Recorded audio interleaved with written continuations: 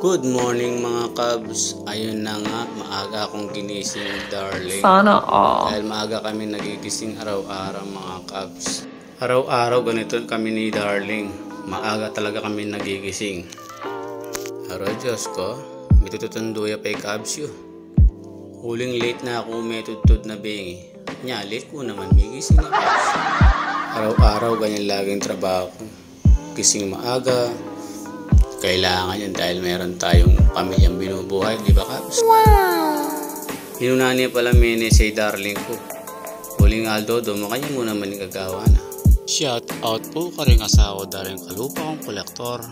Ako naman, nagpakulo ako ng mainit na tubig para sa mga kambaser.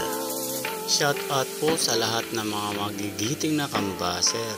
Welcome na welcome po kayo dito mga Cubs.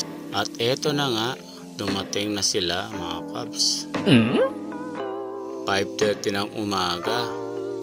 Tapos na rin akong naligo. Yung tubig mga Cubs parang may yelo. Ginaw na ginaw ako rito. Umagang umaga ang lamig-lamig mga Cubs. At eto na nga, dumating ang ating service.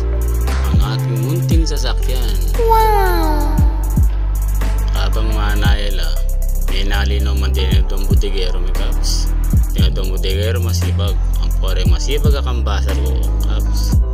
Fast forward tayo mga Cubs. At ayun na nga, nandito na kami sa NLEX Road papuntang Manila. Shout out po sa mga taga Nabotas, Caloocan, Malabon at Valenzuela. Welcome na welcome po kayo dito. Nandito na kami sa Caloocan City mga Cubs. Dito po kami bababa sa malapit na pipanganan ni Cubs. Aldo Dowe Kenny Mamangan. Kening gulot ng City Jiling Caloocan City. Ay hindi po ing lutong Kapampangan. Ing panlasa mi Kenny lutong Kapampangan. Uling imigabandi Kapampangan niya may Cubs. Number 1 pe kamanyamang Kenny ing lutong adobo. Ampo ing bulalu niya Cubs. Kenya mo yan in kantine, kini king barangay 14. Akit may kining tapat ng bayong gagawang ng building. O itaping Cubs, may yari nung mingan ni Mahit na kero. At ay ni po yung point na kamanyamasan ka rin gamit ng paninda.